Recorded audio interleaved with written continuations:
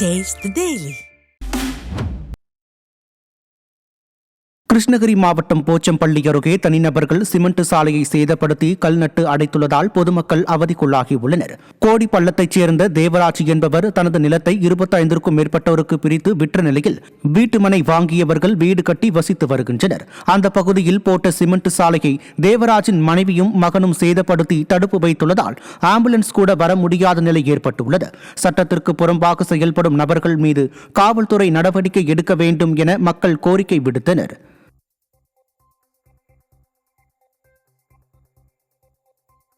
சிவகங்கை மாவட்டம் திருப்பத்தூரில் காவிரி கூட்டு குடிநீர் குழாயில் உடைப்பு ஏற்பட்டு அருவி போன்று தண்ணீர் ஆர்ப்பரித்து வெளியேறுவது மக்களிடையே வேதனையை ஏற்படுத்தியுள்ளது. புதுத்தெரு பகுதியில் கடந்த 20 நாட்களுக்கும் மேலாக குடிநீர் குழாயில் உடைப்பால் பல லட்சம் லிட்டர் தண்ணீர் வீணாகி வருகிறது.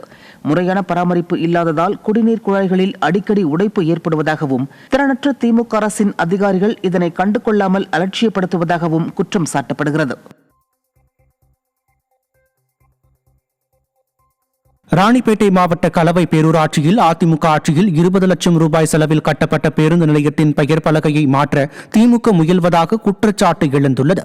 மேலும் பேரறிஞர் அண்ணாவின் பிறந்தநாளை ஒட்டி அவரது புகைப்படத்தை உடைந்த நிலையில் கொடுத்து அவமதித்ததற்கும் அதிமுக பேரூராட்சி தலைவர் கலா சதீஷ் கண்டனம் தெரிவித்துள்ளார். கலவை பேரூராட்சியில் அனைத்து இந்திய அண்ணா திராவிட முன்னேற்ற கழகத்தின் சாதனையான கலவை பேருந்து நிலையத்தில் ரிப்பேர் ஒர்க் செய்யறேன்னு சொல்லிட்டு இப்போ திமுக காரங்க என்ன பண்றாங்கன்னா அதுக்கு ஒரு நிதி 20 லட்ச ரூபாய் நிதி ஒதுக்கி ரிப்பேர் ஒர்க் பண்றேன்னு சொல்லிட்டு போர்டு மட்டும் தான் இப்போ வைக்க சொல்லியிருக்கிறாங்க. அந்த போர்டை வைக்க கூடாதுன்னு சொல்லிட்டு நாங்க ஆர்ப்பாட்டம் பண்ணியிருந்தோம். கலெக்டர் ஆபீஸ்ல மனு கொடுத்திருந்தோம். ஆனா அவங்க அதுக்கு எந்த ஒரு நடவடிக்கையுமே எடுக்கல. திமுக அரசு ஸ்டிக்கர் ஓட்டுற வேலையை மட்டும்தான் பார்த்துருக்காங்களே தவிர மக்களுக்கு தேவையான எந்த ஒரு வேலையுமே செய்ய மாட்டாங்க. சென்னையை அடுத்த தாம்பரம் அருகே திருடிய இருசக்கர வாகனத்தை மீண்டும் அதே உரிமையாளருக்கே விற்க முயன்ற கொள்ளையர்கள் பிடிபட்டனர். இரும்புலியூர் பகுதியைச் சேர்ந்த விக்னேஷ் என்பவரின் இருசக்கர வாகனத்தை திருடி ஆன்லைன் தளத்தில் 50,000 ரூபாய்க்கு விற்க முயன்ற மகாராஷ்டிராவைச் சேர்ந்த ஆதித்யா, சாகர் ஆகியோர் பிடிபட்டனர். அவர்கள் திருடிய இருசக்கர வாகனத்தை பயன்படுத்தி செல்போன் பறிப்பிலும் அவர்கள் ஈடுபட்டுள்ளனர். நிர்வாக திறனற்ற ஸ்டாலின் ஆட்சியில் ஏவல் துறை மீதான பயம் இல்லாததால் வாகன திருட்டுகள் அதிகரித்துள்ளதாக மக்கள் குற்றம் சாட்டுகின்றனர். கரூரில் திமுக முப்பெரும் விழாவை முன்னிட்டு நீதிமன்ற உத்தரவை மீறி வைக்கப்பட்ட பிளக்ஸ் பேனர்கள், சாலையில் சாய்ந்த கொடிக்கம்பங்கள் விபத்து அபாயத்தை ஏற்படுத்தியுள்ளன. ஆளும் கட்சி என்ற திமிரில் நகரின் பல்வேறு இடங்களில் பல கிலோமீட்டர் தூரத்திற்கு திமுகவினர் கொடிக்கம்பங்களை நட்டு வாகன ஓட்டிகளை அச்சுறுத்தி வருகின்றனர் என்றும் ஆளும் கட்சியின் அலட்சியத்தை மாநகராட்சி நிர்வாகமும் கண்டுகொள்ளவில்லை என்றும் மக்கள் குற்றம் சாட்டுகின்றனர்.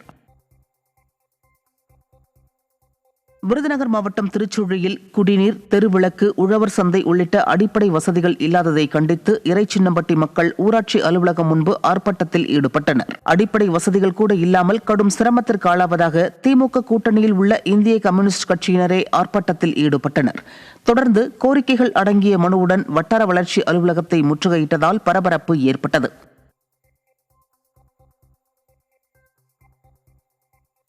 கிருஷ்ணகிரி மாவட்டம் போச்சம்பள்ளி பகுதிகளில் பருவமழை பொய்த்து போனதால் நிலக்கடலை விவசாயம் பாதிக்கப்பட்டதாக விவசாயிகள் வேதனை தெரிவித்தனர். ஜம்புக்குட்டப்பட்டி உள்ளிட்ட பகுதிகளில் சுமார் 500 ஏக்கருக்கு மேல் நிலக்கடலை விவசாயம் நடைபெற்ற நிலையில் பருவமழை பொய்த்ததால் வாழ்வாதாரம் பாதிக்கப்பட்டுள்ளதாக விவசாயிகள் வேதனை தெரிவித்தனர். விடிய அரசின் வேளாண் அதிகாரிகள் உரிய ஆய்வு நடத்தி விரைவாக இழப்பீட்டுத் தொகையை பெற்றுத்தர வேண்டுமென அவர்கள் வலியுறுத்தினர். கோவை மாநகராட்சி அலுவலகம் அருகே ஒதுக்கப்பட்ட பேருந்து நிறுத்தங்களில் அரசு, தனியார் பேருந்துகள் முறையாக நிற்காமல் மாற்று இடத்தில் பயணிகளை ஏற்றி செல்வதாக மக்கள் குற்றம் சாட்டினர்.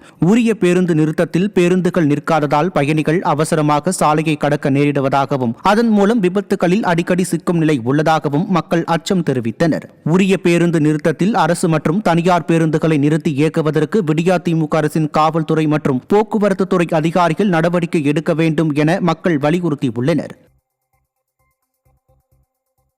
திருச்சி மாவட்டம் துறையூர் அருகே திமுக பிரமுகரின் பேருந்து துவக்கத்திற்காக அரசு பேருந்து நிறுத்தப்பட்டதால் பள்ளி மாணவர்கள் தாமதமாக தேர்வு எழுதும் நிலை ஏற்பட்டது.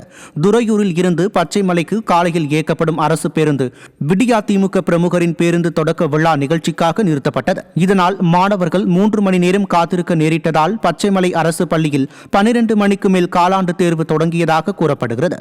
அப்பா முதல்வர் ஆட்சியில் அரசு நிகழ்ச்சி என்ற பெயரில் பள்ளி மாணவர்களின் எதிர்காலத்தோடு விளையாடுவதாக மக்கள் குற்றம் சாட்டினர்.